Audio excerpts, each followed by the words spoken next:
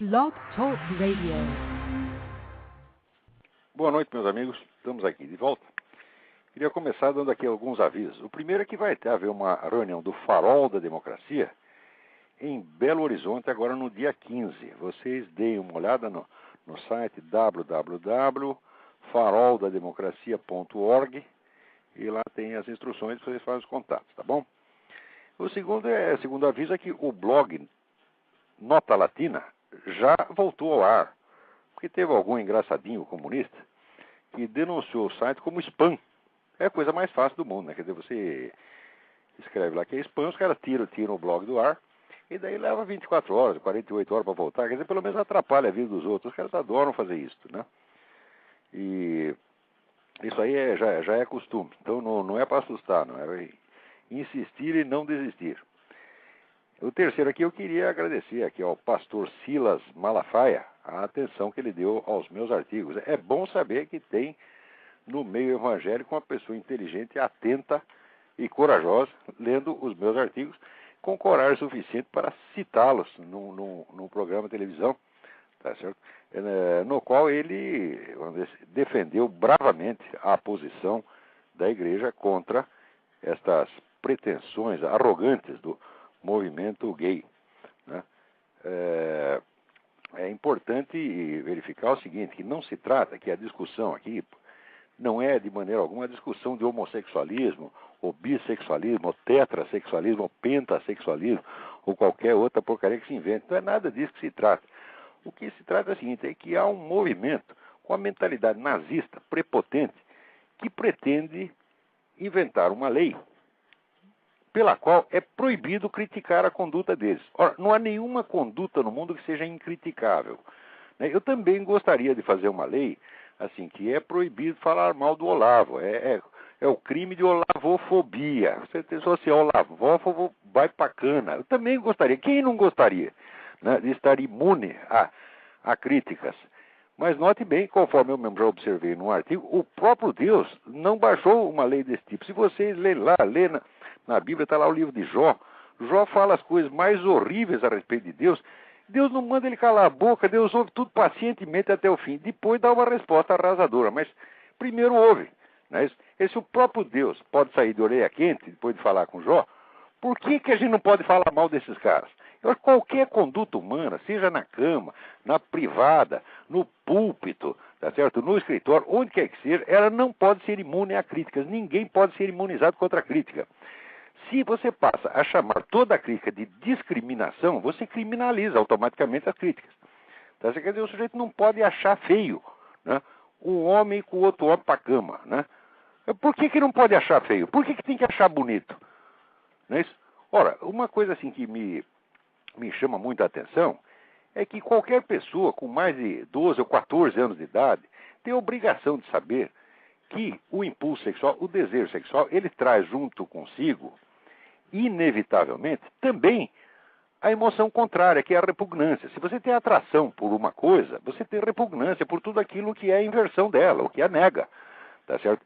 Então, por exemplo, eu conheço muitos homossexuais que vão dizer que tem repugnância pela ideia de ir para a cama com a mulher, repugnância física, tá certo? Então, se ele for exposto àquele espetáculo, ele vai se sentir mal. E, vamos dizer, agora eu vou proibir o sujeito de dizer, né?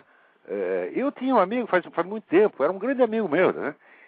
E eu ficava espantado. Eu era muito jovem, eu nem entendia direito como era a psicologia da coisa. Mas ele contava para mim que a única vez que ele tinha tentado ir para a cama com a mulher, ele tinha vomitado. E depois ele arrumou um soldado francês da Guerra da Argélia, um sujeito barbudo, peludo, e foi viver com o soldado e ficou feliz pra caramba, né? E eu não entendia nada daquilo como era possível, tá certo? Mas era a emoção dele. Ele tinha repugnância por uma coisa e gosto pela coisa contrária. O que eu posso fazer? Vou mudar, vou arrancar a cabeça dele, botar outro cérebro? Não posso fazer, tá certo? E era um bom sujeito, foi um grande amigo meu, muito leal, tá certo? E ele gostava do que gostava e, vamos dizer, tinha repulsa pelo que tinha repulsa. Nós não podemos mudar as pessoas. Se vocês lerem as memórias do cárcere de Graciliano Ramos, vocês não vão suspeitar que Graciliano Ramos era um extremista de direita agora, né? Graciliano Ramos, quando tá na cana, tá certo? Tinha lá, numa dos presídios que ele passou, tinha um cozinheiro viado, tá certo? E ele tinha tanta repugnância, tá certo? De homossexualismo, que ele evitava a comida feita pelo cara. Você já pensou, você dando uma cadeia que já tem pouca comida, né? Pouca comida é pouco e ruim. Ainda você tem um segundo motivo repugnante, não, eu não vou comer porque este sujeito, ele mexeu no peru de metade dos detentos, agora vai fazer minha comida. Era o que o Graciliano dizia. Ora, ele está expressando o quê? Não é um preconceito, não é nada, é uma coisa que ele sente fisicamente. Quer dizer, a repulsa é inerente ao desejo sexual. Todo mundo tem que saber disso. Agora, você vai aqui, proibir a expressão da repulsa?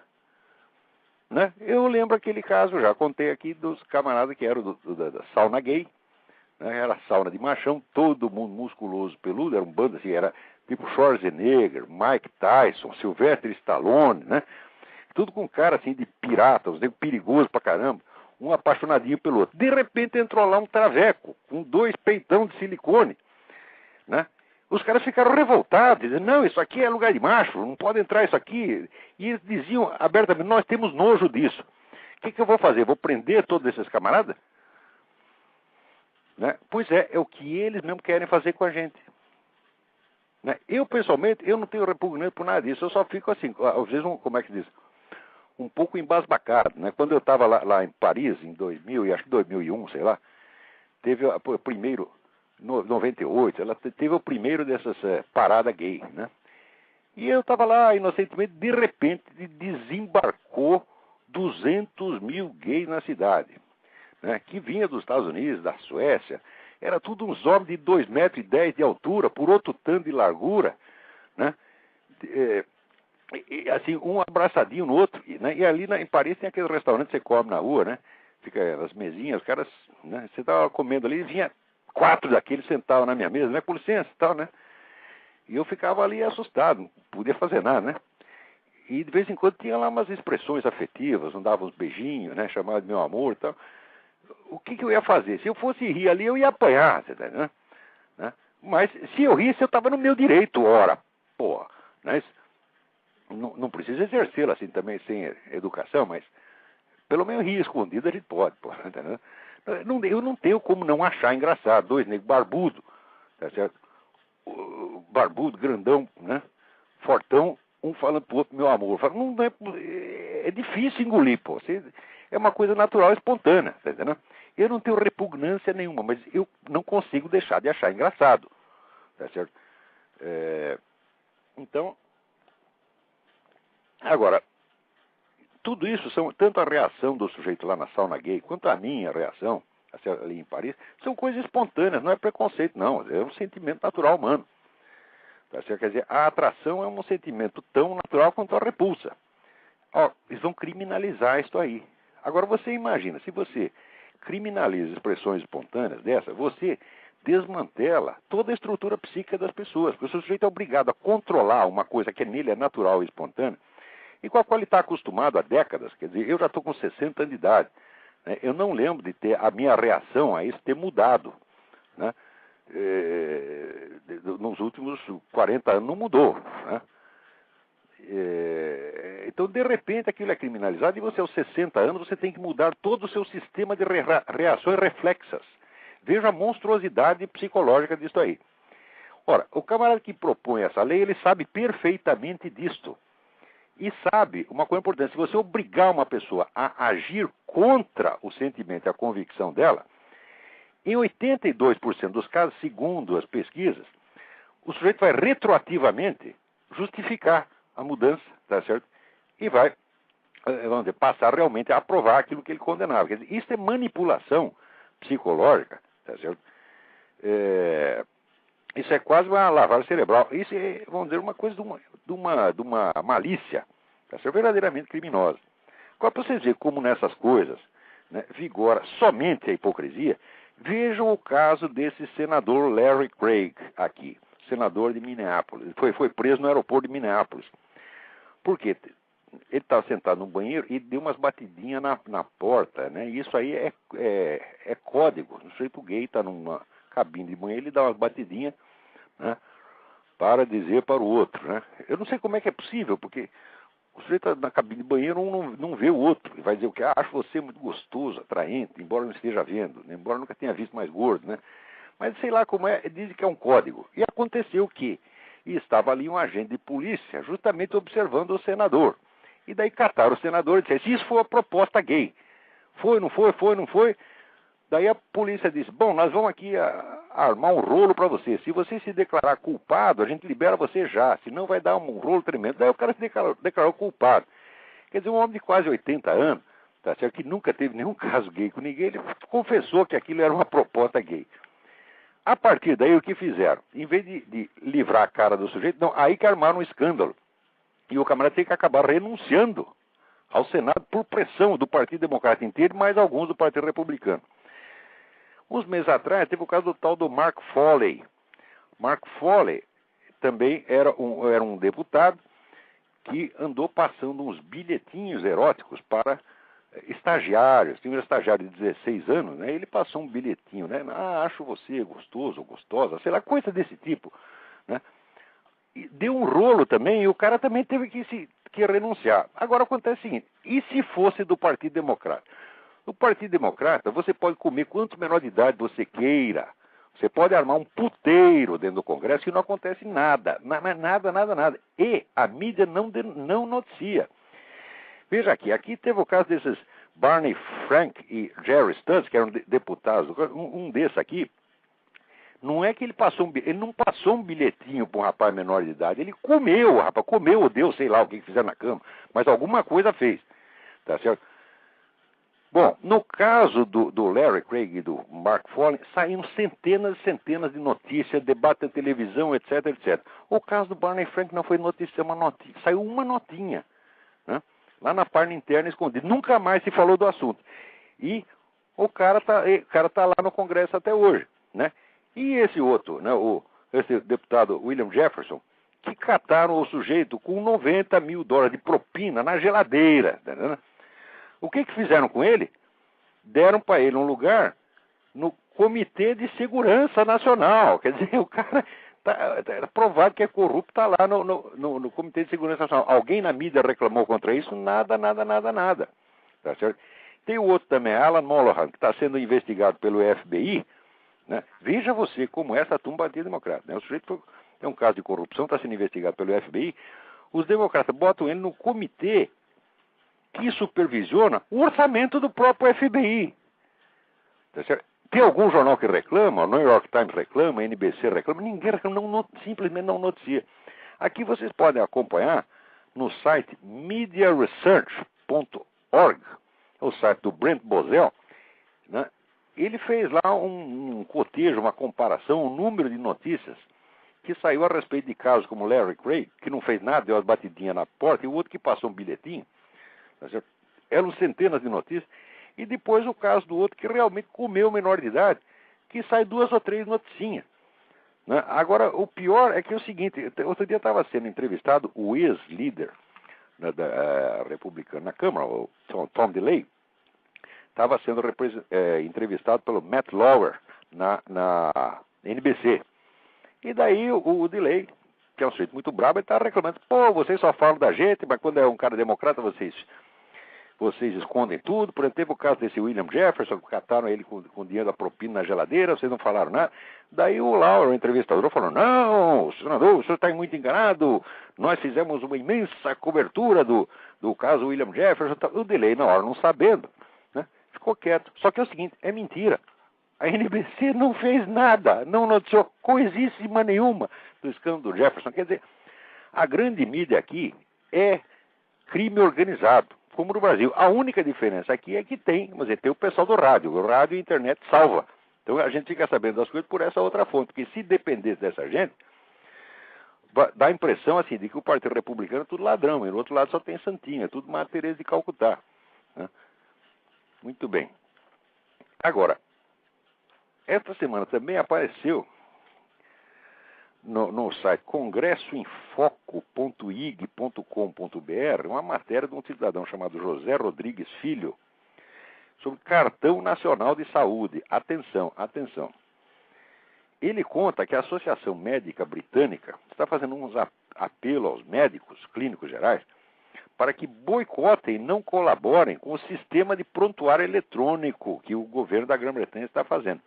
Por quê? Porque isso é invasão de privacidade. Isso significa o seguinte, que a privacidade das suas informações médicas e outras, que agora estão na mão do seu médico, né, passa para a mão do governo.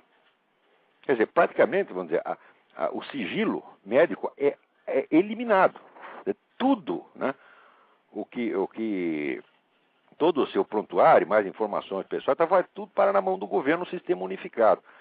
Agora, aqui o José Rodrigues Filho adverte o seguinte, olha, na Inglaterra está dando um maior bode, o pessoal está protestando, reclamando, e no Brasil o mesmo sistema de cartão nacional de saúde já está sendo implementado, e não teve um debate, ninguém reclamou. Quer dizer, o brasileiro agora virou uma espécie de ímã complacente, você entendeu? Todd entra tudo, tá certo? Ele nem sente mais, quer dizer, é ímã complacente anestesiado, né? Tinha né, uma pomadinha anestésica, depois ao passar, esqueci o nome. Né, todo mundo fala, deve ter passado essa pomada e ninguém sente mais nada, tá certo? Então, quer dizer, já perderam o senso da própria segurança, Eles abrem tudo para o governo é onipotente. Então, note bem, já está montado um sistema de leis pelos quais o governo petista pode destruir quem ele quiser sem precisar parecer perseguição política. Se não pega pelo lado fiscal, pega pelo lado trabalhista, se não pega por aí, pega por homofobia, né? Pega porque tem lá um revólver em casa. Porque, olha, houve um plebiscito aí, mas o plebiscito foi só para saber se proibia ou não proibia o comércio de armas. Então, não passou. A proposta de fechar o comércio de armas não passou. O comércio de armas continua livre. Mas os mecanismos restritivos continuam todos aí. O sujeito para ter um revólver em casa é tanta burocracia, tá certo? Que até ele conseguir a licença, ele já foi assaltado e assassinado 10 vezes, tá vendo? E de vez em quando pega um nego lá, ele não fez exame psicotécnico, vai pra cadeia. Você precisa fazer exame psicotécnico para ter arma agora, porra. Para ser presidente da República não pode, porque se fizer exame psicotécnico no Lula, tá certo? Ele não passa nem para ser chofer de ônibus, evidentemente, né? Agora, para você ter um revólver calibre 22 para defender sua casa, aí precisa, tá certo? Então, se falhou isso ou faltou um papelzinho, você é pego com arma, você vai para cana, tá certo? Ou seja, tem 1000 jeitos de destruir. Eles criaram todo um sistema e ainda criaram o tal do direito alternativo, que é interpreta as leis tudo em sentido contrário, no sentido político comunista, tá certo? Então, criaram este sistema, como é que se diz? É o totalitarismo informal, né? E isso já está funcionando. Peraí, tem alguém na linha aí, vamos lá. Olá, professor Alberto, do Rio de Janeiro. Oi, tudo bem? Tudo bem. Deixa eu fazer uma pergunta. O senhor tem alguma coisa a falar sobre a questão do que aconteceu com o comunismo lá no Camboja e os carniceiros lá do Khmer Vermelho? E se é possível fazer algum tipo de ponte entre o que houve lá e o que poderia ter acontecido caso a esquerda tivesse a vitória aqui em 64? Perfeitamente. Só que eu vou pedir um favor para você. Sim. Eu vou responder a sua pergunta já. Você desliga e eu respondo, tá bom? Tá ok, vou desligar. Muito obrigado. Tá bom, obrigado. Um abraço. Abraço. Excelente pergunta. O que aconteceu no Camboja foi o seguinte: aqui teve aquele movimento pacifista, tá certo? Baseado em informações falsas transmitidas pela mídia. A mídia transmitiu aqui que os Estados Unidos estavam perdendo, tinham perdido a Batalha do Tet e que a embaixada americana tinha sido invadida, né? E então aquilo foi um escândalo, deu terror, pânico, invadir a embaixada americana em Saigon. Então dá a impressão que os comunistas tinham tomado, né, o Vietnã inteiro. Vocês sabem quantos Vietcongs tinham entrado na embaixada americana? Resposta: nenhum, morreram todos na porta, soltaram uma bomba, quebraram um pedaço do muro e morreram todos. Quer dizer, não houve invasão na embaixada americana. O pessoal retirou alguns funcionários apenas por uma medida de segurança, mas não houve invasão. A invasão foi um fracasso. Simultaneamente estava tendo a famosa Batalha do Tet. Tet é o ano novo, né, Vietcong. Então eles lançaram uma ofensiva geral. Na Batalha do Tet, 3/4 do exército Vietcong foram devastados, morreu todo mundo. Tá certo? Quer dizer, foi o maior fracasso militar de todos os tempos.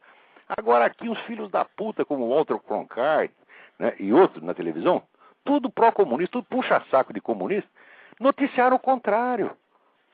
Tá certo? E a população aqui, os trouxas aqui acreditaram. Acontece que daí o Lyndon Johnson, tá certo, que era mais sensível à opinião do New York Times do que à realidade, era mais sensível, né, às pesquisas eleitorais do que o destino do país, imediatamente determinou então que as tropas americanas fossem retiradas. Daí aquela putada toda que tinha feito manifestações pacifistas, né, dizendo que o Ho Chi Minh não era comunista, que ele era apenas um líder patriótico, etc, etc. Todo mundo fez uma festa danada e, evidentemente, os comunistas, então, tomaram o poder no Vietnã. Os comunistas que tinham invadido o Vietnã do Sul agora estavam com o Vietnã inteiro na mão. Do Vietnã eles invadiram o Camboja, né, e ajudaram a botar no poder o tal do Pol Pot. Bom, resultado, no Vietnã eles fizeram a matança, então, de 1 milhão de civis. E o Pol Pot, amigo deles, com a ajuda deles, no vizinho Camboja, matou mais 2 milhões de civis, gente desarmada em tempo de paz. Olha, a guerra inteira, dos dois lados, morreu aproximadamente entre 800 mil e 900 mil pessoas, a guerra inteira.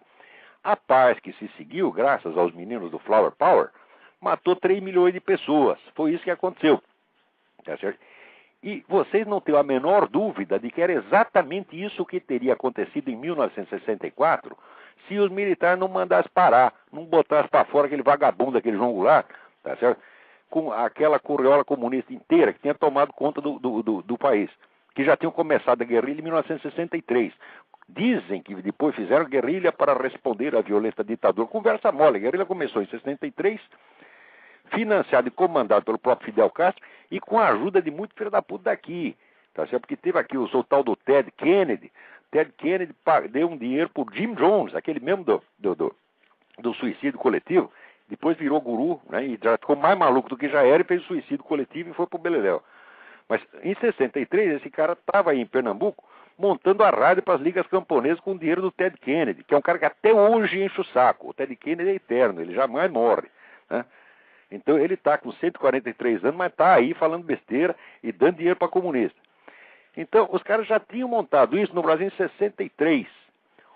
Daí alguém, vamos dizer, aconteceu, né, que um diplomata cubano estava no avião, o avião caiu, né, e toda a documentação sobre esse negócio da guerrilha foi parar na mão dos americanos, não sei se CIA, FBI, Serviço Secreto, parou na mão dos americanos. Daí levaram para o João Goulart. O que o João Goulart fez? Mandou prender todos os comunistas? Não. Pegou todos os documentos, mandou entregar secretamente para o Fidel Castro. Esse sujeito traiu o país. Quer dizer, o país está sendo agredido, tá certo, com tropas armadas do exterior, e o presidente esconde isso. E agora está a família desse canalha pedindo indenização, dizendo que os Estados Unidos que montaram o golpe, etc, etc. Os Estados Unidos não montaram o golpe, isso é facílimo de provar. Eles usam como prova da interferência americana no golpe justamente os documentos que provam o contrário. Por exemplo, correspondência entre o embaixador Lincoln Gordon e o presidente Johnson, da tarde de 1º de abril, dizendo assim: presidente, eles deram o golpe aqui, nós precisamos fazer alguma coisa, tomar alguma providência tem que tomar. Daí o Johnson mandou lá uma ajuda para chegar 13 dias depois. Ou seja, a interferência feita depois do golpe não é preparação do golpe, porque os Estados Unidos não prepararam nada, não ajudaram em nada. Depois eles ajudaram o novo regime, isso sim, não o golpe. Agora, esses comunistas, o pessoal que está na mídia, os Mauro Santayana, essas putadas todas, entendeu? Eles dizem aqui, tá aqui, documentos provam interferência americana, e botam este documento, esta carta do Lincoln Gordon. Olha como são safados, são cínicos. O documento está dizendo uma coisa, e eles dizem que diz o contrário. Como ninguém, exceto este que vos fala, vai ler o documento para conferir, o pessoal acredita, né? Então é aquele negócio, eles vivem do blefe. Aquele negócio, até um aluno meu que está lembrando o negócio do Groucho Marx. Afinal, você vai acreditar em mim ou nos seus próprios olhos? E daí você acredita no cara. Tá certo? Os próprios olhos não adianta, porque você não usa o olho, não vai ver o documento. Se lesse a carta do Lincoln Gordon, você vê que a carta prova o contrário. Bom, daí, quer dizer, até hoje estão explorando isso. Os Estados Unidos não ajudaram, deveriam ter ajudado. Eles foram assim vergonhoso não ajudar. Agora, se quer saber, eles ajudaram a desmantelar o regime militar. Isto sim. Por quê? Botaram na cabeça que precisa democratizar o continente. Para democratizar tem que tirar os milicos. Só que esqueceram um detalhe. No Brasil, a única força anticomunista que tinha era os milicos. Eles tiraram os milicos, não botaram nada no lugar dela. Isso é a mesma coisa que convidar os comunistas a tomar o continente, como de fato tomaram. Isso foi obra do seu Jimmy Carter. O Jimmy Carter, ele saiu da presidência, ele só tinha 20% de aprovação. O pessoal hoje fala do Bush. O Bush ainda tem, quando chegou no pior, no mais baixo, ele estava com 34% de aprovação. Quer dizer, o recordista ainda é o Jimmy Carter. Tá certo? Que era uma besta quadrada, metido, fala do que não sabe, e é puxa-saco de tudo quanto é ditador sanguinário comunista do mundo. Este cara ajudou a desmontar o governo militar e trazer de volta essa cambada comunista que está nos governando até hoje. Agora, isto não é intervenção americana. Não é isso? Muito bem. Peraí, tem outro... Então, é exatamente isso aí. Não tem um lugar onde esse pessoal tenha tomado poder que não tenha seguido o morticínio. Note bem, esse mesmo pessoal brasileiro que fica choramingando, aí de que, fomos perseguidos, fomos oprimidos, o governo matou 500. Bom, mas o governo matou 500, vocês mataram 200. Tá certo? Quer dizer, foi por isso que o governo ganhou. Se fosse o contrário, vocês ganhavam. O governo ganhou porque ele matou mais gente. É coisa óbvia, guerra é guerra, né? E esse mesmo pessoal, enquanto isso, os que estavam em Cuba, muitos trabalharam para o serviço secreto cubano, quer dizer, eram membros do aparato repressivo cubano, que nesses 20 anos, enquanto o Brasil morria 500 guerrilheiros, morreu dentro de Cuba, ali morreu mais de 10 mil pessoas, civis. Ou seja, esses caras são culpados do genocídio cubano. Esses mesmo que ficam aí choramingando. Pior, agora inventaram esse negócio de que houve ocultação de cadáver. Por quê? Porque o exército brasileiro entrava em combate com os caras, matava eles e deixava eles lá. Nunca na história do mundo, nenhum exército jamais catou cadáver dos seus adversários. E agora eles inventaram que isso é ocultação de cadáver e querem que vá lá o coronel Ulisses mostrar onde está o cadáver. Ele lá sabe onde está o cadáver, porra. Tá certo? Agora, cá entre nós, matar e depois ocultar os cadáveres é especialidade comunista, eles sempre fizeram isto. Fizeram de montão.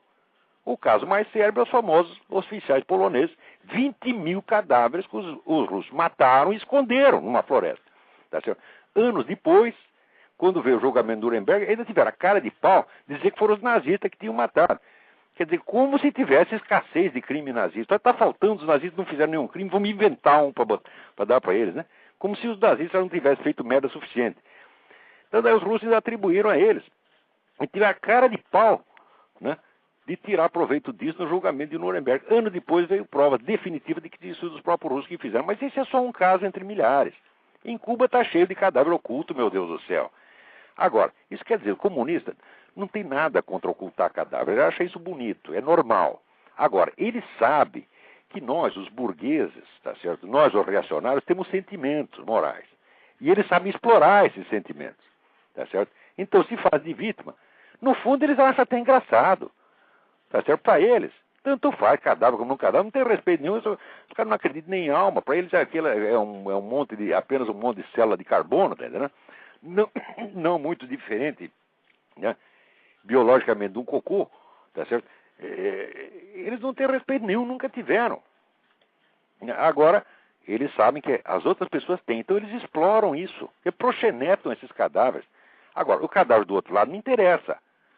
O cadáver do outro lado não merece respeito, né? Então, vamos lá, parece que tem 4 pessoas querendo falar. Vamos lá. Alô, Olavo? Alô? Quem é? Alô, Olavo? Oi. Aqui é o Luiz Guilherme de Campinas, tudo bom? Luiz Guilherme, tudo bem? Eu recebi o seu vídeo aos seus alunos, que você enviou. Sim. E depois dele, eu resolvi... realmente era muito importante aquilo que você disse, mas eu queria fazer 2 perguntas a respeito do Concílio Vaticano II. Faça. Se eu souber, eu respondo. Senão, eu digo que não sei.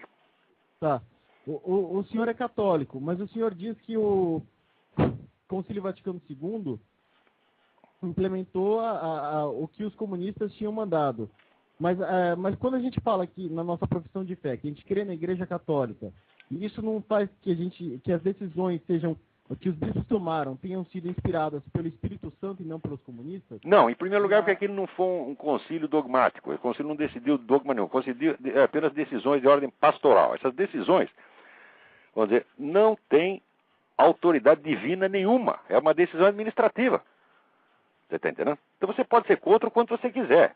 Agora, os camaradas vendem isso como se fosse uma nova doutrina, que todo mundo tem que abaixar a cabeça e quem está contra é excomungado. Isso é fraude. Você está entendendo? Se fosse um concílio dogmático, estabelecendo novos dogmas, bom, muito bem.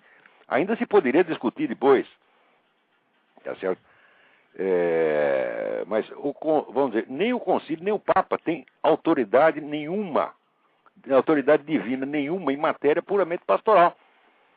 Certo. Pastoral como se fosse, vamos dizer, educação. E o meu crédito está acabando aqui, eu vou fazer outra pergunta rapidamente. Passa. Aí depois o senhor continua se quiser nas outras questões. Uma vez o senhor disse num artigo que o Concílio Vaticano II manteve o que podia ser alterado e alterou o que não podia ser alterado. O que não podia ser alterado e que o Concílio Vaticano alterou. Então, olha, houve alterações básicas no texto, houve alterações básicas. Uma das alterações fundamentais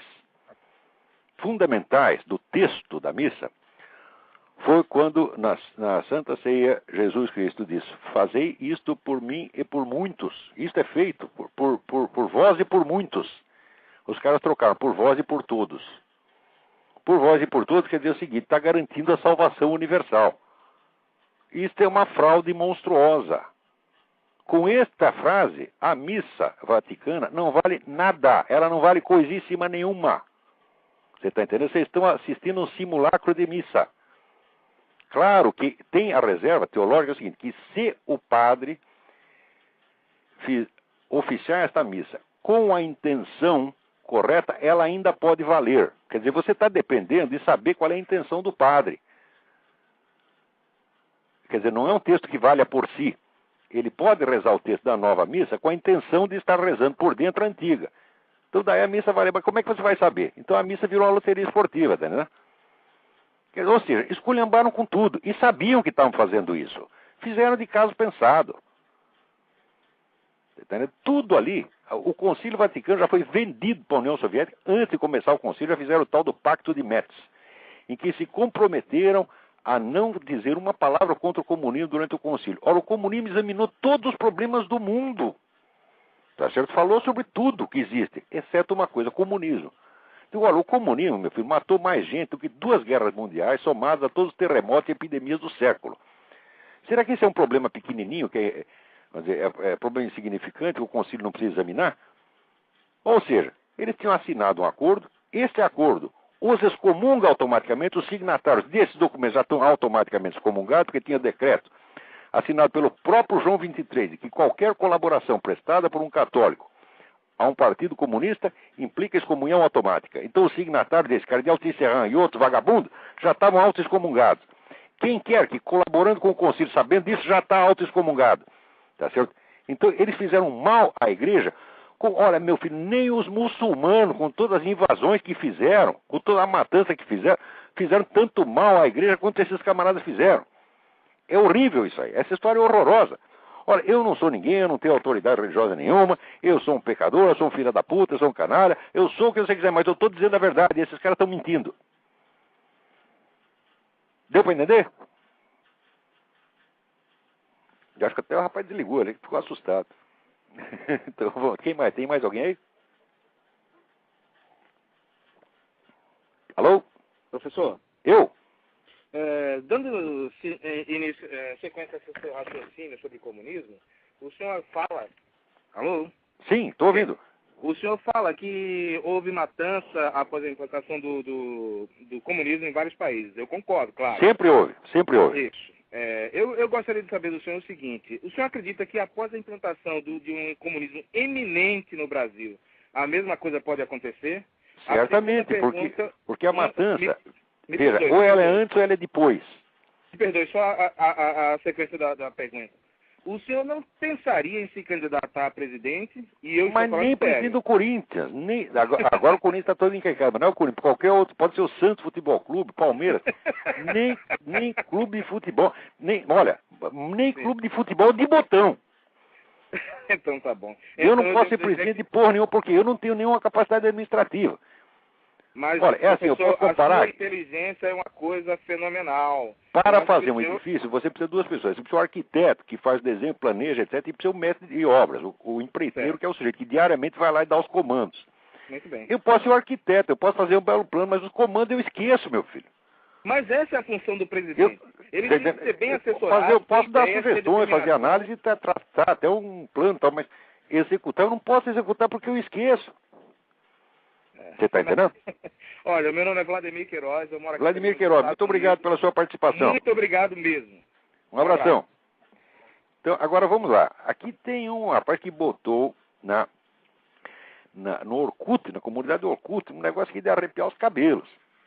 Dizendo que o pai dele, que é o oficial do Exército, recebeu uma carta muito elegante do Foro de São Paulo, convidando-o para participar de reuniões onde vão discutir a integração das Forças Armadas latino-americanas. Quer dizer, O Foro de São Paulo, aquela entidade que não existia, até a semana passada não existia, né? Depois passou a existir, mas a ser apenas um clube de debates, né? Por fim, foi aceito como central estratégica, né? Foi confessado como central estratégica nos anúncios do 3º Congresso do PT. Então, logo tirou a máscara, né? Já está botando todas as manguinhas de fora e interferindo diretamente na vida militar, querendo cooptar os nossos oficiais para que vão lá discutir a integração das Forças Armadas. Quer dizer, integração das Forças Armadas, assim, vão tudo bater continência para Hugo Chávez e Fidel Castro. É exatamente isso que eles querem. Mais ainda, digo para você que todo este rolo que criaram por causa do Quartinho de Moraes foi porque o Quartinho de Moraes era o cara encarregado dessa operação, o homem encarregado da infiltração comunista nas Forças Armadas. E eu fui mexer com o sujeito e doeu no calo do Partidão e do PCdoB, etc. Então estrelaram, tá certo? Então acabamos descobrindo que o seu Quartinho de Moraes, que era aparentemente um sujeito discreto, era uma mais importante do que parecia, porque ele é o cérebro atrás desta operação, que é a coisa mais criminosa que já se fez nesse continente, né? Quer dizer, colocar nossas Forças Armadas para servir a seus inimigos, tá certo? Então tá aqui, né? Eu vou mais tarde documentar isso aqui, mencionar isso nos artigos e dar o endereço lá do site Orkut onde está. Por enquanto eu estou comentando aqui que atiraram num trem onde estavam 2 ministros, né? Quer dizer, o trem estava passando ali na zona norte do Rio de Janeiro, e os caras sabendo que tem 2 ministros ali, atiram em quem? Atiram no trem. O trem é inocente, minha gente. O trem não tem nada a ver com isso, coitadinho do trem. Vamos lá, tem mais alguém na linha aí, vamos lá. Alô, Lavo? Alô? Tá me ouvindo? Tô, perfeitamente. É Marcos aqui de Porto Alegre. Oi, tudo bem, Marcos? Tudo bem, tudo tranquilo. É o seguinte, o senhor falou antes da influência da mídia na guerra do Vietnã, aqueles esquemas da esquerda americana contra... Negócio monstruoso, monstruoso. Pois é, eu estava lendo agora aquele livro do Alan Bloom, O Closing of the American Mind, que aqui em português saiu como o declínio da cultura ocidental e agora mais recentemente como a cultura inculta, para quem quiser procurar, né? Só queria que o senhor falasse sobre a influência do relativismo que veio da Europa, porque ele fala de uma conexão da Alemanha com os Estados Unidos e daí a transfiguração dos valores baseados em Nietzsche... Agora esse é o relativismo também, isso aí é tudo treta, porque eles são relativistas para um lado e absolutistas para o outro. Por exemplo, quem são os caras que fazem mais condenações morais absolutas aos Estados Unidos, se não os que se dizem mais relativistas? Quer dizer, o relativismo, como teoria filosófica, ele não se sustenta 2 minutos. Quer dizer, é uma coisa, ele pode ser apenas um preceito metodológico provisório. Por exemplo, se você vai estudar comparativamente várias culturas, você vai se abster de fazer juízos de valor comparativos a respeito delas, tá certo? Durante algum tempo, mas isso não quer dizer que essas diferenças de valor não existam. Outra coisa, se você se abstém de fazer juízos de valor, então você é a pessoa que está menos qualificada no mundo para dizer que as diferenças de valor não existem. E os caras fazem exatamente isso. A nossa ciência, a antropologia, ela se abstém, ela não faz juízo de valor. Tá certo? É tudo relativo, né? Então, ela acabou de dizer isso, eu acabo de dizer, as diferenças de valor não existem. Quer dizer, a ciência que opina sobre aquilo mesmo que ela diz que não estuda, tá certo? Isso aí, olha, eu acho que lugar de antropólogo é assim, metade no hospício, outra metade... Não, vão dividir em 3 partes. Os melhorzinhos ele põe na rua, os outros no hospício, os outros na cadeia, tá certo? Isso é uma pseudociência monstruosa. Tá certo? A coleção de fraudes na antropologia, esse caso da Margaret Mead, né? Que foi lá para as Ilhas Samoa, né? E disse que Samoa era um paraíso, que todo mundo comia todo mundo, né? Era total liberdade sexual e que lá não tinha crimes sexuais, não tinha estupro, né? Por causa disso, quer dizer, estupro é função da repressão. Tá? Muito bem, passou 50 anos, foi um outro sujeito pesquisar lá e resolveu entrevistar as mesmas testemunhas que tinham falado para Margaret Mead. Quando falaram assim, você lembra da dona Margaret Mead que esteve aí? Os caras começavam a rir e dizer aquilo era uma velha louca. Ela queria ouvir, ela só queria que a gente falasse que ela queria ouvir. Então a gente começou a mentir, falou tudo mentira para ela. Quando o cara foi verificar, por exemplo, o registro policiais, tinha mais estupro em Samoa do que em Nova York. E essa mulher foi assim, ela foi a rainha da antropologia americana. Tem discípulos até hoje. Quer dizer, essa charlatã inconsciente, a mulher era uma idiota completa, que acreditou nela mesma. Tá certo? E agora, ela acreditar nela mesma, tudo bem, essa vai para o hospício. Agora, os caras que continuam apregoando isso depois de revelado a fraude dela, esses deviam ir para a cadeia. Né? Aposto que no Brasil não tem uma faculdade de ciências sociais que os caras contem que a obra de Margaret Mead é fraude. Ninguém conta isso no Brasil. Aqui, pelo menos, se discute isso. E a gente fica sabendo das coisas. Mas no Brasil, é a censura total. Não, e só para encerrar, assim, até também já largo a linha, eu queria saber se o senhor sabe dizer quem trouxe para os Estados Unidos essas correntes. E desde já agradeço o tempo aí. Olha, tudo isso aí começou com o pessoal da escola de Frankfurt. Que vieram todos para cá. Quer dizer, é engraçado. Os caras, seguinte, eles estavam na Alemanha, ferrados, tá certo? Porque a maior parte dos membros da escola de Frankfurt eram judeus. Judeu traidor, esse judeu que hoje venderia Israel por 2 bananas, tá entendendo? Mas era judeu de origem, tá certo? Então, quando veio o negócio do nazismo, eles ficaram numa situação terrível e tiveram que ir para os Estados Unidos. E daí chegava aqui, dizendo o seguinte, os Estados Unidos é igualzinho à Alemanha, é a Alemanha nazista, a mesma coisa. Tanto era a mesma coisa, lá na Alemanha o cara pegava um negro desse, jogava no campo de concentração, deixava sem comida, o cara ficava pesando 25 quilos e depois morria. Aqui, os americanos, o que faziam? Davam emprego pro cara, tá certo? O sujeito era toda semana entrevistado na TV, era honrado, ganhava não sei quantos prêmios, tá certo? 5 em 5 anos tem um ano sabático sem precisar dar aula. Então você tinha as melhores condições do mundo, tá certo? Alguns ficaram muito ricos. Horkheimer ficou muito rico, tá certo? E você vê que era igualzinho à Alemanha nazista. Tá bom, Lavo. Como é que a gente pode levar a sério esses caras que eram um bando de charlata? Theodor Adorno. Agora, Theodor Adorno escrevia para a revista nazista e puxava o saco de Joseph Goebbels. Achava isso antes da guerra. E depois esconderam, varreram isso para baixo do tapete. E esse merda tem admiradores até hoje. Theodor Adorno não valia o que comia. Não é que não valia o que comia, não valia o que peidava. Tá certo? Ainda diz que esse cara é um filósofo, ele não é nada, é um charlata. Aí o sujeito assim, ele escreve, tá certo, para quem paga mais, para quem ele sente, agora o Goebbels que está no poder, pronto, ele virou um grande esteta musical. Agora mudou, agora Joseph Stalin, então viva Joseph Stalin. Essa gente não vale o que come, pô. O que come não vale o que um cachorro come. Porque um ser humano não é comida, é peido. Então vamos lá. Tá bom, lá, um abraço, senhor. Um abração. Deus abençoe. Vamos lá, outra, tem alguém na linha? Sou Alô? Lavo. Eu? Joel Savelli. Oi, tudo bem? Tudo bom. Olha só, é o seguinte, eu tô vendo assim que a sua candidatura já é quase um clamor nacional. Não, até o clamor nacional é o seguinte, demitam o Olavo de Carvalho já, imediatamente. Não, olha só, falando já sério. pedi demissão, já renunciei ao mandato. A minha pergunta também é quase uma súplica. Não, assim, ao menos como uma estratégia para poder forçar um debate com essa canalhada aí em canal aberto. Não, você não consideraria essa possibilidade? De jeito nenhum, eu não tenho talento para isto. Estou dizendo para você, eu não tenho capacidade. No Brasil, qualquer cocô falante acha que tem capacidade. Tá certo? Depois que botaram o Lula, aí botaram o Gilberto Gil de ministro da Cultura, todo mundo acha que pode tudo. Eu sei o que eu posso. Tá certo? Não, eu tô entendendo o que você está falando, mas eu falo até acho que eu sou um negro inteligente. Né? Quando eu era moleque, eu tinha um complexo enorme de ser burro. Eu achava que todo mundo entendia tudo, só eu não entendia nada. Eu decidi passar 20 anos estudando para ver se aprendia alguma coisa. Hoje eu já estou até começando a achar que eu sou inteligente. Alguma coisinha aí, né? Mas eu digo assim, mesmo para forçar assim, esse debate público numa TV aberta, entende? Não, o que tem que fazer é o seguinte, olha, arrume um programa de televisão para mim no Brasil que eu desmantelo essa porcaria toda em poucos meses. Se me der assim, 1 hora por semana na televisão, eu levo esses negros lá para entrevistar, seu Lula, seu Marco Aurélio Garcia, desmascaro todos eles na frente de todo mundo, provo que são mentirosos. Acabo com a reputação deles, me dá assim, empresta eles por 10 minutos para mim diante das câmeras, você vai ver o que eu faço com eles. Faço esses caras chorar, com eles de quatro chorando. Por isso que ninguém me dá esse programa, tá vendo? É exatamente isso que a gente está querendo, um confronto. Pois é, mas daí não, no horário eleitoral a gente não pode falar as coisas todas, tá entendendo?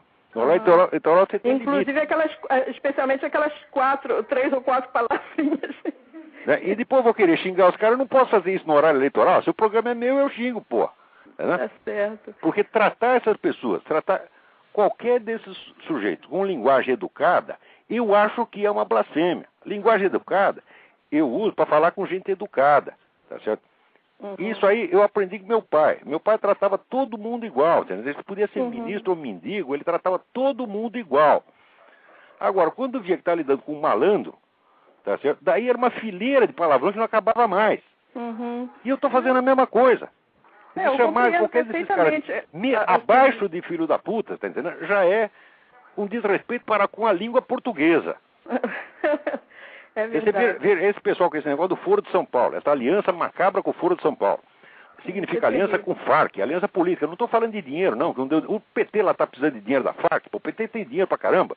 Tá certo? Aí é aliança de rico com rico. Não é isso. É vantagem política. Eles estão conspirando para obter o poder total na América Latina. Então o Partido Legal vai lá, faz um plano junto com uma quadrilha de narcotraficantes e assassinos para conquistar o poder total. Esse partido é automaticamente criminoso, ele não precisa levar um tostão nisso. É verdade. Porque a FARC é uma das responsáveis por esses 50 mil homicídios anuais que tem no Brasil. E eu acho que a vida dos brasileiros ou de qualquer ser humano vale muito mais do que dinheiro público ou privado. Quer dizer, os crimes de corrupção perto disso são nada. Nós estamos sendo governados por uma gangue de assassinos. É verdade. E ainda ficam chorando por causa daqueles cadáveres de 30 anos atrás. E dos cadáveres que o pessoal da FARC, os amigos dele, estão fazendo agora. 50 mil brasileiros por ano, isso não é brincadeira. Agora, como é que eu vou tratar com respeito um canalha desse? Não tenho respeito. Não tem como, não. É que nem o cara num programa de televisão lá no Rio Grande do Sul, o senhor está faltando com respeito ao nosso governador. Eu não sou respeito mesmo. Como é que eu posso respeitar uma porcaria dessa? Respeitar isso é desrespeitar a lei, a moral, o próprio Deus, os meus semelhantes e desrespeitar, sobretudo, esses milhares de brasileiros que estão sendo mortos. Enquanto esses camaradas ficam brincando de polícia, você está entendendo? É verdade. Né? Eles vão, agora que nós vamos investigar as empresas que estão sonegando e tal. Eles vão em cima de empresário. Agora a turma da FARC, assassino, eles não mexem não, por quê? Porque é amigo deles. É verdade. E isso não é uma conjetura minha, não é uma interpretação minha. Isso está assinado. A solidariedade do PT às FARC, solidariedade integral, defender as FARC incondicionalmente contra qualquer ataque que sofra. E isso está assinado pela unanimidade do Foro de São Paulo. Esse é documento oficial. Portanto, não é uma interpretação que eu estou fazendo. Agora, cadê os líderes empresariais? Cadê os líderes oposicionistas? Cadê os líderes das Forças Armadas que diante de uma coisa dessa não agem? É absurdo, inteiramente absurdo. E ficam se preocupando com corrupção, porque o Zé Dirceu meteu a mão, não sei o que. Olha, pô, esse negócio do Zé Dirceu, mensalão perto da FARC e Foro de São Paulo, é assim, ladrão de galinha. É verdade. Então é isso que a gente está dizendo para esses pessoal. Acordem. Vocês têm que reconquistar o senso da hierarquia dos valores morais. Uma vida humana vale infinitamente mais do que qualquer dinheiro. Tá entendendo? Pois é, isso daí já é uma consequência desse... E não pensa que eu estou falando com motivo político. No tempo que tinha ditadura militar, quando mataram lá o Vladimir Herzog, eu fui um dos primeiros caras a denunciar isso. A gente fez no Jornal do Sindicato Jornalista. Mas não interessa, quer dizer, uma vida humana que está colocada sob a sua guarda, você não pode matar. Tá entendendo? Claro. Você pode botar o cara na cadeia e acho que o Herzog merecia. O Herzog merecia 120 anos de cadeia. Mas não podia ser morto. Por quê? Se você acha que os crimes que ele fez justificam que ele morra, então você tem que votar a lei da pena de morte, tá certo? No Congresso, que aliás até tinha a lei da pena de morte, e os caras eram covardes, não queriam usar a lei da pena de morte, então matavam escondido. Isso é coisa que se faça? Isso é uma baixeza, tá certo? E a gente denunciou a coisa na época. Então, hoje estou denunciando, só que agora não é um Vladimir Herzog e não são 500 guerrilheiros. São 50 mil brasileiros inocentes por ano. E os caras querem que a gente se comova com os cadáveres de guerrilheiro? Ó, que brincadeira. Tá certo, lá. Agora, presidente, eu não serei presidente de coisa nenhuma. Eu mal presido aqui a minha própria vida. Eu mesmo aqui na minha casa não mando nada. Quem manda é o cachorro. Tá certo, lá. Falou então. Então, seja boa sorte. Tá, tudo de bom. Tchau. Oi, tem mais um aí na linha. Alô? Alô? Alô? Alô? Sim. Alô? Aqui é Emílio. Emílio? De São Tudo Carlos. bem? Não sei se o senhor viu sobre a nota fiscal paulista. Não estou sabendo. Que parece que o governo do estado de São Paulo vai devolver 30% do valor da nota fiscal do ICMS arrecadado na nota fiscal para o consumidor que se identificar na hora de fazer a compra com o CPF. Então eles querem ter a ficha de todo mundo. Então, você comprou a camisinha na farmácia da esquina, você vai ter que dizer, comprei uma camisinha. Você está entendendo? Então, eles querem vasculhar a sua vida pelo lado fiscal e também pelo lado médico, com esse negócio da Carteira Nacional de Saúde. Quer dizer, os caras estão montando uma imensa KGB, tá certo? E todo mundo está achando que é normal, isso é democracia. Por quê? Porque o brasileiro não tem cultura, não tem informação, não tem meio de comparação, não sabe comparar uma coisa com outra. Ninguém está achando estranho isso. E ninguém acha nada estranho, eu estou falando, rapaz. O Brasil, assim, são potes e potes de pomada anestésica. O que eu fiquei chocado foi que Você está vendo assim, é uma piroca cósmica que está entrando no traseiro do Brasil. E ninguém está sentindo nada, porra. Como é que pode um negócio desse? Estão todos loucos, ou então o louco sou eu, porra. É possível. Agora, eu ser louco não resolve nada para vocês, você está entendendo? Porque se eu for louco, tudo que eu estou dizendo continua sendo verdade. Pior ainda. Pior ainda porque o único nego que disse a verdade é o jeito maluco. Prova que os outros não prestam. O que eu fiquei mais chocado foi que o Reinaldo Azevedo chegou a elogiar o projeto do governo do Estado, porque ele incentiva o cidadão a pedir nota fiscal e ainda devolve parte do dinheiro arrecadado. Só que não toca. Mas o que eles estão fazendo? Eles estão criminalizando o cidadão. Criminalizando cada vez mais.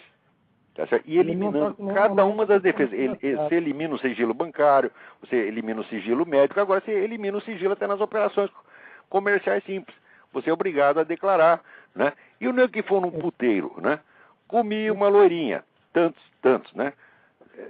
Pô, eles não estão regulamentando a prostituição, então vai ter que ter imposto também, porra. Tá certo? Então você vai ter que declarar. E a criança que vai comprar Coca-Cola no bar?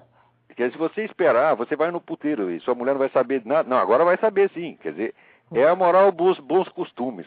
Não é isso? Bom, ok, Olavo. Um abraço. Um abração. Muito bem. Agora, aqui tem uma carta, eu não vou dar o nome do indivíduo, mas é um negócio importante. Eu não tenho a menor condição de averiguar isto. Ele disse todo esse rolo que está dando aí por causa desta negociação do Corinthians com a MSI, que há uma suspeita de que isso aí haja nisso o dedo do governo russo, porque o tal do Berezovski é um sujeito que não está muito bem com o governo Putin. E que pode ser que todas essas denúncias venham daí. Eu digo, olha, eu daqui de onde eu estou, eu não tenho a menor condição de averiguar, eu não conheço os personagens brasileiros envolvidos, mas olha, quem souber alguma coisa, por favor, me informe, né? Tem outro aqui, o Cristiano responde reclamando aqui com um tal de Valdo Viana. Ele falou que é uma carta lá a respeito do negócio do Bin Laden, então o cara já reclama, você é radical. No Brasil, você só pode, né, falar contra os Estados Unidos, contra o capitalismo, aí você pode falar qualquer coisa. Você pode ter se você prega a matança de todos os capitalistas, você está dentro do equilíbrio e da normalidade. Agora, se você diz assim, olha, eu acho que não é bem assim, pronto, você é radical, você é extremista de direita. Quer dizer, os caras estão implantando uma escala de valores absolutamente psicótica e todo mundo está aceitando. Então, Cristiano, manda esse Valdo Viana a merda, tá entendendo? Fez muito, não mandou, mas quis mandar. Agora, tem aqui o Daniel Nietzsche me pergunta, desculpe ir direto ao assunto, por que a população não tem capacidade de se organizar para lutar contra os desmandos desse governo? Bom, porque auto-organização popular não existe. Napoleão dizia que para fazer uma guerra existem 3 condições. Primeira, dinheiro. Segunda, dinheiro. Terceira, dinheiro. Qualquer organização de qualquer coisa supõe muito dinheiro. Supõe, em primeiro lugar, os ativistas profissionais. Sem você ter... Para você ajuntar uma massa de 1000 pessoas, você precisa ter pelo menos 10 ativistas profissionais trabalhando em tempo integral para isso, como o Partidão sempre teve. Eu, no tempo que eu estava lá, eu via ter... Né? Os caras do comitê estadual, eles nunca tinham problema de dinheiro, estavam sempre cheios de dinheiro, transitava para tudo quanto é lado, tomava avião, ficava hotel de 5 estrelas, fazia tudo, tá entendendo? Não estavam tirando proveito próprio, estavam trabalhando para o partido, é claro, mas dinheiro não faltava.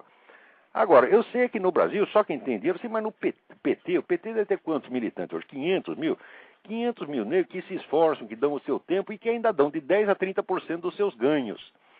Então, isso aí estou falando só das contribuições legais, sem falar de treta, sem falar de mensalão, etc, etc. Depois que os caras subiram no governo, né, soma-se ao dinheiro dos contribuintes voluntários, todo o dinheiro que foi roubado, que foi, vamos dizer, a maior roubalheira que roubou na história do Brasil é o PT. Então, o dinheiro deles é ilimitado, ilimitado. Agora, se você quer... Eu, por exemplo, aqui eu gostaria muito, por exemplo, de ter uma secretária que trabalha para mim, né? Atender o telefone, fazendo pelo menos limpando o escritório de vez em quando. Eu não tenho dinheiro para isso, tá entendendo? E se eu peço, eu ponho um apelo lá, gente, aqui eu estou ferrado, porque eu estou fazendo trabalho de 20 e não tenho dinheiro para manter isso. Por exemplo, cada vez que eu saio daqui para ir para Washington, fico lá 2, 3 dias, vai $500, $600. Eu não tenho mais essa grana, tá certo? Eu não tenho, e aliás, os meus ganhos na minha coluna Jornal do Brasil acabaram de ser diminuídos, porque eu tinha lá um contrato, né, com o Jornal do Brasil. O Jornal do Brasil me comunicou que vai diminuir os meus ganhos. Não é perseguição política, não é uma medida administrativa. Mas fizeram isso, tá entendendo? Então, quer dizer, eu já estava sem dinheiro, agora vou ter mais um pouco. Então, eu gostaria, por exemplo, muito de poder informar aqui a opinião pública americana do que se passa na América Latina e no Brasil. Mas como é que eu posso fazer isso sozinho? Agora, se eu não consigo ter uma secretária, como é que vai organizar um movimento no Brasil? A situação está muito pior do que você está pensando, Daniel. A gente não tem onde cair morto. Os caras pegaram toda a grana e eles têm todos os meios. Só que eles levaram 40 anos para fazer isso.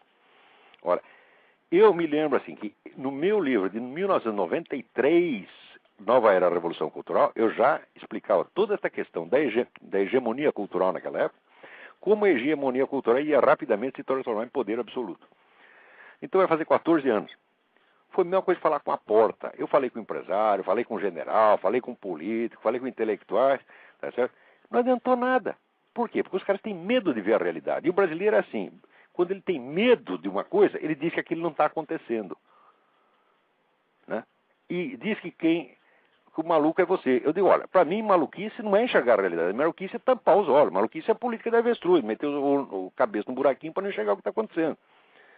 A segunda pergunta, quem seria o nosso líder? A palavra líder foi abolida do vocabulário brasileiro, não tem líder para coisa nenhuma, você está entendendo?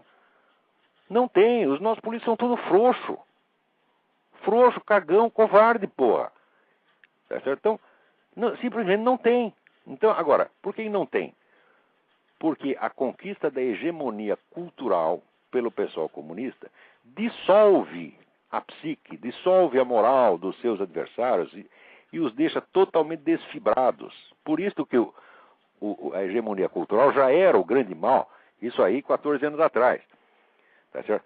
Para que haja líderes, é preciso primeiro você fazer um trabalho de formação de uma elite intelectual. Da elite intelectual, aos poucos, podem sair líderes políticos. Tudo isso leva 20 anos. Tá certo? Por que a oposição popular não tem movimento e nenhum plano de ação? Pelos mesmos dois fatores. A oposição, o pessoal que é anticomunista, foi privado até de um vocabulário próprio. Tá certo?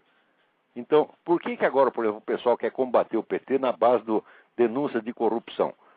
Porque todo o vocabulário e a estratégia de combate à corrupção foi criado pelo próprio PT. Então o pessoal só sabe imitar. Agora, por que você vai acusar um negro de corrupção se você sabe que ele está metido em assassinato e homicídio em massa? Farc, no Brasil, através do auxílio dado a PCC e Comando Vermelho, é culpada de homicídio em massa. Tá certo? E, graças às boas relações que ela tem com o PT, tá certo? Com essa ajuda mútua, torna o PT culpado de homicídio em massa. Por que você pega uma organização criminosa culpada de homicídio em massa e vai acusá-la que ela tirou um dinheirinho do governo? Mas que coisa! Então, quer dizer, o pessoal já perdeu a capacidade perdeu o senso das proporções. Tá certo? E isso foi resultado da longa revolução cultural gramsciana. Tá certo? Eu já expliquei isso nos meus artigos. Vamos lá, tem mais alguém na fila aí. Alô? Alô? Alô? Não deu. Olá? Alô? Quem está falando? Alô? Eu acho que caiu a ligação. Então, eu vou o próximo aí. Olá, vô. Sim. É o Flávio. Tudo bem, Flávio? Rio. Tudo bem? Tudo bem. É o seguinte, quero te agradecer pelo trabalho que você vem fazendo, que você não tem preço que você está fazendo. Obrigado. Alguém tem de fazer a parte suja do serviço.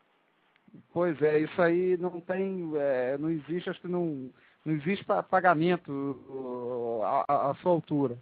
E eu gostaria não tem pagamento à minha altura e não tem pagamento nenhum, porque eu só levo prejuízo.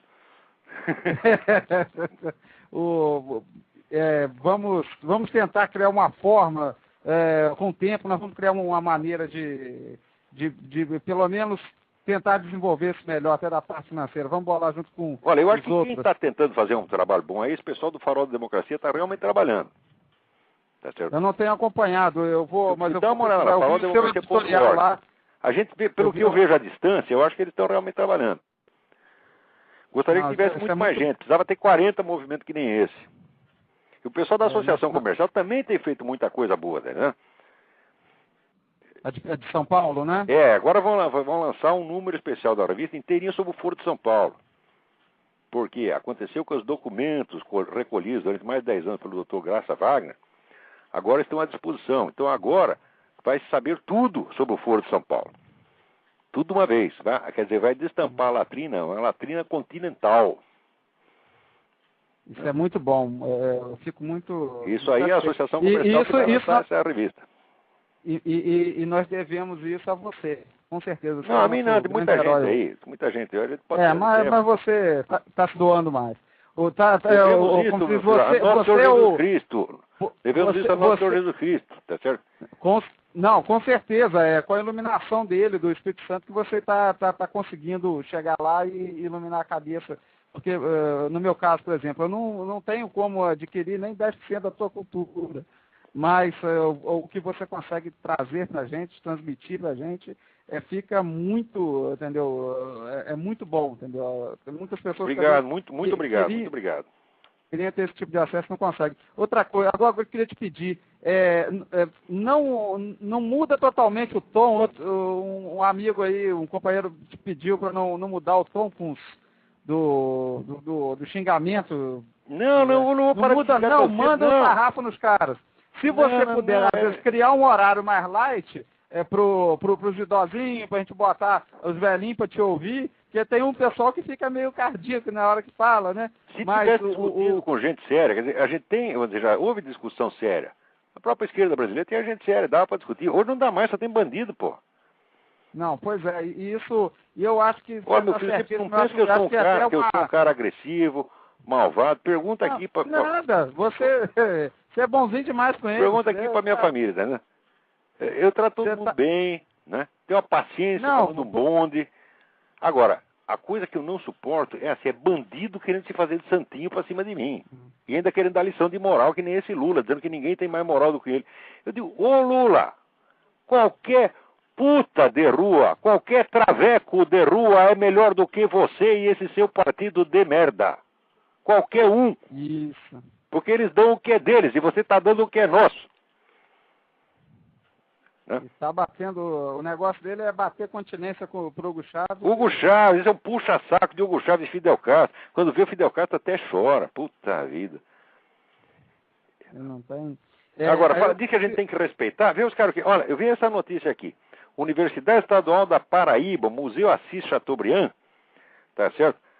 Tá aqui, é uma exposição com 24 obras, né? Onde aparecem os apóstolos tendo relações homossexuais. Jesus Cristo e Maria Madalena transando. Nossa Senhora aparecer retratada como um porco. Eles fazem isso ainda de que eles são os discriminados, filhas da puta. Ora, o que é para fazer com essa gente? Tem que ter tudo para cadeia. Isso aí é crime. Quer dizer, isso aí é discriminação mesmo. Isso é perseguição religiosa aberta. Agora, isso aí foi com a Universidade Estadual com dinheiro público. Quem é o reitor desta merda? Não tem o nome do cara. A reitora Marilene Alves. Dona Marilena, a senhora não serve nem para dirigir um puteiro, dona Marilena. Tá certo? Se eu tivesse um puteiro e viesse oferecer a senhora para gerir o puteiro, digo, não, essa aí não pode. Essa aí tem mentalidade porca demais. Tá certo?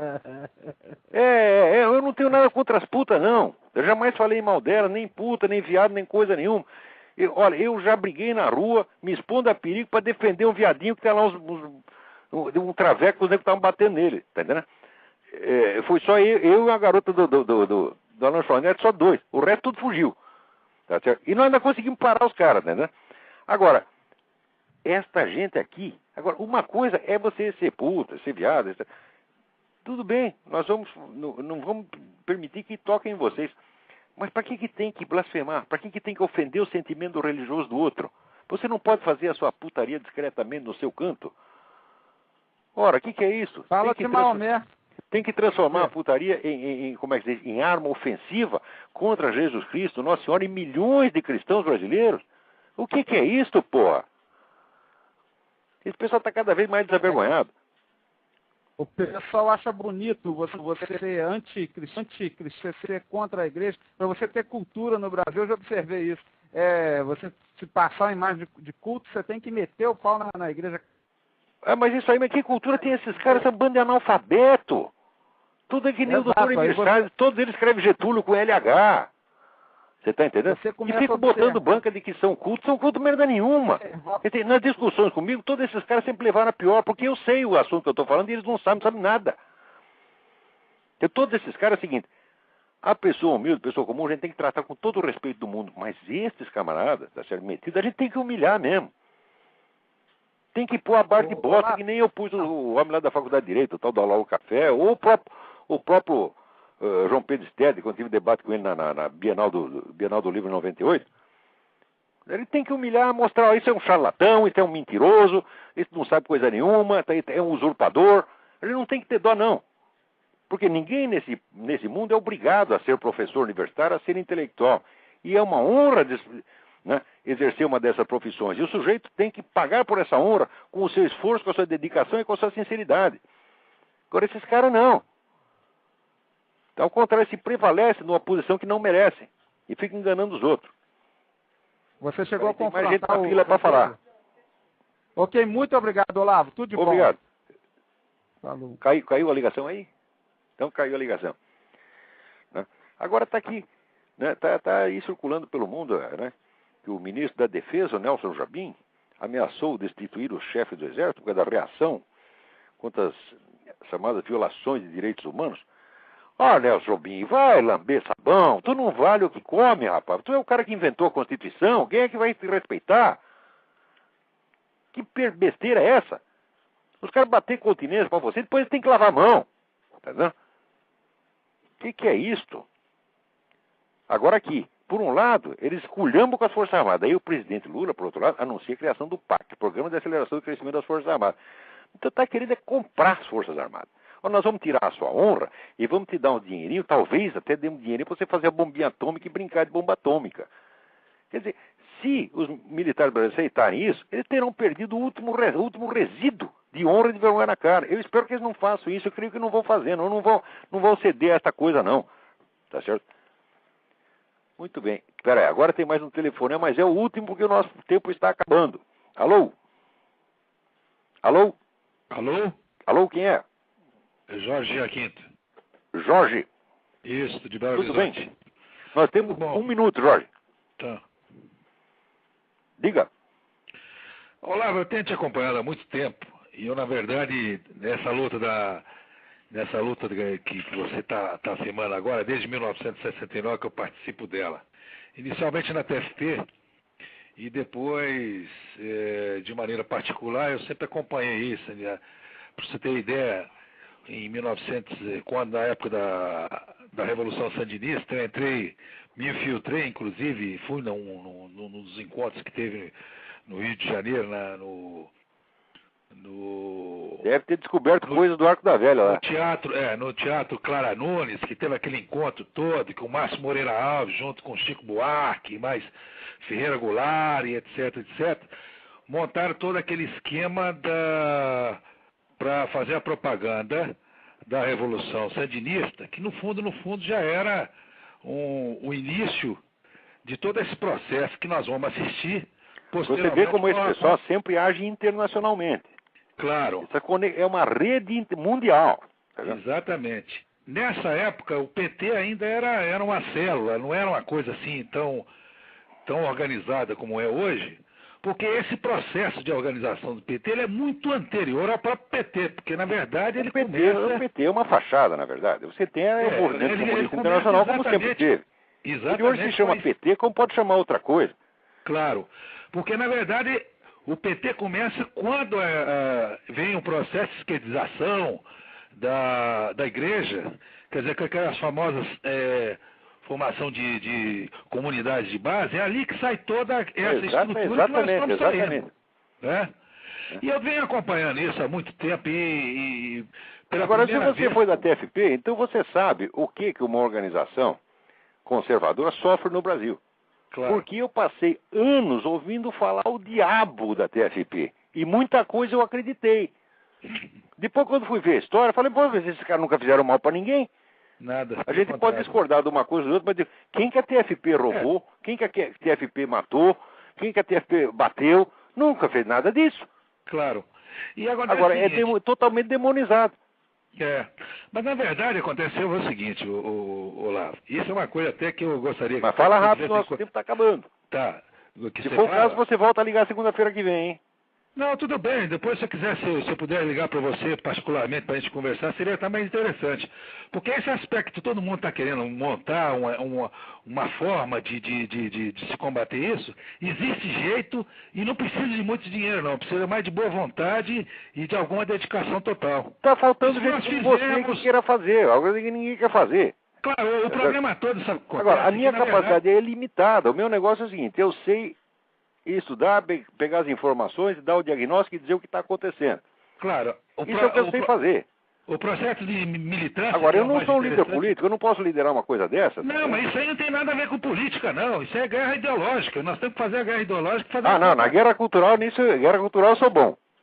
É claro que a gente tem que fazer. A gente tem, através desse seu programa aí, que está na internet, que é muito interessante, nós podemos começar a fazer o proselitismo a partir dos contatos. A gente montar contatos e mandar releasing, mostrando as coisas que estão acontecendo, para o próprio pessoal começar, através da própria internet hoje, que é um mecanismo formidável. Olha, quem quer que se organize para isso no Brasil, qualquer grupo que se organize para isso, eu não participo diretamente, mas tem todo o meu apoio.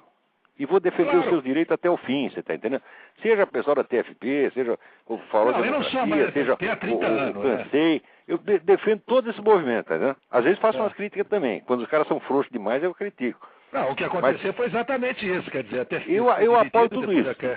E não precisa ter uniformidade ideológica, não. Cada um que pensa do jeito que pensar, organiza o seu grupo do seu jeito, tá entendendo? Claro!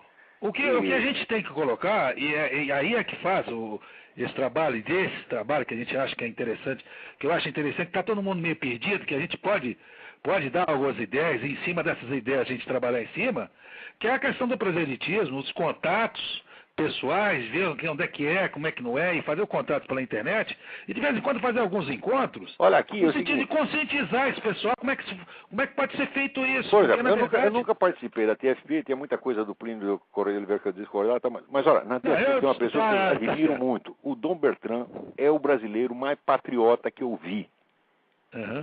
É o sujeito que pensa no Brasil 24 horas por dia, ele está dormindo, está pensando no Brasil, é o cara que mais conhece o problema brasileiro. Claro. Se o Brasil fosse governado por esse cara, seria outra coisa. Se tivesse eleição para presidente, o Dom Bertrand, que foi candidato, acho que todo mundo ia votar nele, porque o sujeito transpira honestidade. Você olha para a cara dele, você vê que ele é sincero. Posso falar isso? Você está entendendo? Então, é uma pessoa que eu tenho grande admiração, gosto demais dele, tá entendendo? Eu nunca vi um político conhecer os problemas brasileiros como ele conhece. Claro. Então, qualquer que seja... Ele tem uma tradição disso, né? Então, quer dizer, qualquer que sejam lá os defeitos da TFP, a TFP não é nenhuma organização. Não. A questão tem pelo menos um grande homem lá dentro, que é o Dom Bertrand. Não, na verdade eu estou falando que fui da TFP, mas no sentido dessa ideia do combate da esquerda e tal. Olha, tem que legitimar no Brasil, nós temos que abrir um espaço onde possa haver organizações conservadoras e não sejam criminalizadas. Está entendendo? Porque no mundo inteiro tem, até na França, que todo mundo é comunista, tem a direita é legítima, ela tem os seus jornais, ela fala, então, e ninguém acha que eles são criminosos por ser de direita. Agora no Brasil já criminalizou. Fala extrema-direita, a pessoa que o sujeito é comedor de criancinha. Não, na verdade acontece o seguinte, sabe o que acontece? Agora, peraí, Jorge, acabou o nosso tempo, agora eu tenho que desligar, senão eles... nesse telefone eu consigo falar com você depois? Escreva para mim, me passe o seu número, escreva no e-mail olavo@olavodecarvalho.org, me passe o seu número de telefone, eu ligarei para você. Tá bom. Tá bom? Muito bom. Então, olha, para você e para todo mundo, muito obrigado pela atenção, até a semana que vem. Obrigado, bom descanso. Obrigado.